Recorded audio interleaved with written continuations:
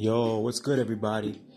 This is another podcast with Aris P. I'm going to talk about the Toronto Raptors New York Knicks game that ended a few minutes ago in Madison Square Garden, and the final score was 96-102. The Knicks got the W. Please like, share, and subscribe. I'd appreciate it. Thank you in advance.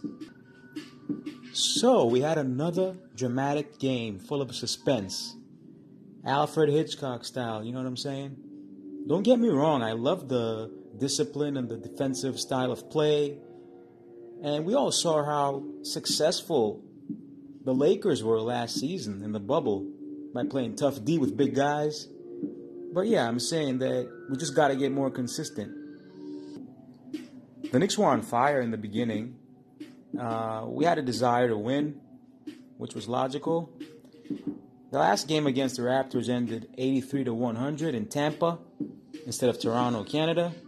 We had lost that game, actually, and we played there because the Toronto Raptors are not able to travel from and towards Canada, which is logical because the Canadian Prime Minister did the right thing.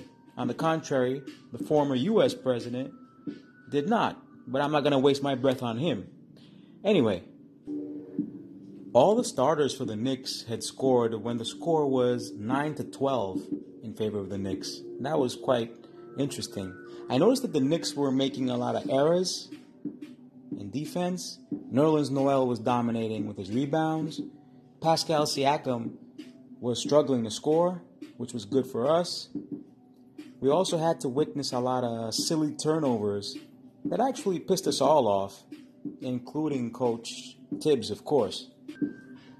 Kem Birch made his debut for Toronto. He used to play in Orlando. He's one of 17 Canadians that play in the NBA. And he made it to the NBA thanks to playing for Olympiacos of Greece in the EuroLeague. He's a great rim protector, and he's improved his game and his body. So anyway, the first quarter ended 16-27 for the Knicks. Van Vliet and OG Anunoby were out for the Raptors, and we all know that they're two very important players, to say the least, for them. I would say that only the 36-year-old Kyle Lowry played good for the Raptors in the first half. It's funny how the Raptors were missing threes again tonight, just like they did on New Year's Eve when we faced them again. Otherwise, they actually have a good three-point percentage as a team. Bullock was absolutely brilliant with his steals. Noel was great with his blocks as well. So anyway, the score ended 42-56 at halftime. From what I can recall, the Knicks were ahead. Then in the third quarter, I noticed that Boucher was a threat for the Knicks. He's actually a lightweight. You rarely see centers that skinny. Defense for the Knicks was bad. They were struggling in defense. But whenever Tibbs would call a timeout, things would get a little better, Things would run smoothly. I mean, come on. My man Tibbs was furious. Constantly furious. And he's right. He has a point because we had to be more consistent.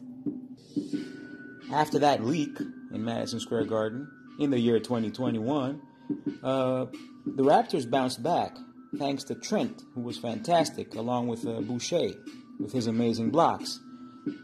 At the end of a rough third quarter, the score was 76-78. The Knicks were barely ahead. I really can't explain why the Knicks had such a bad start in the fourth quarter. Maybe fatigue is the reason, but I don't think so. Because we didn't play yesterday. We didn't play last night. On the contrary, the Raptors did. I mean, give me a break. Even some kid called Flynn knocked down threes for the Raptors. It was funny how at some point when Nerlens Noel lost the ball went out of bounds, and that was after getting a rebound. You could just see the disgust in Tom Thibodeau's face. I felt them. I'm telling you. I'd say that Burke stepped up in the end with a lot of clutch shots. R.J. Barrett hit an important three-pointer. from his favorite spot, that is, the corner. So that was about it. I mean, we got the W. And now we got to move on and see what we can do in the next games, in the upcoming games. Y'all be good, be healthy, be safe. Peace out.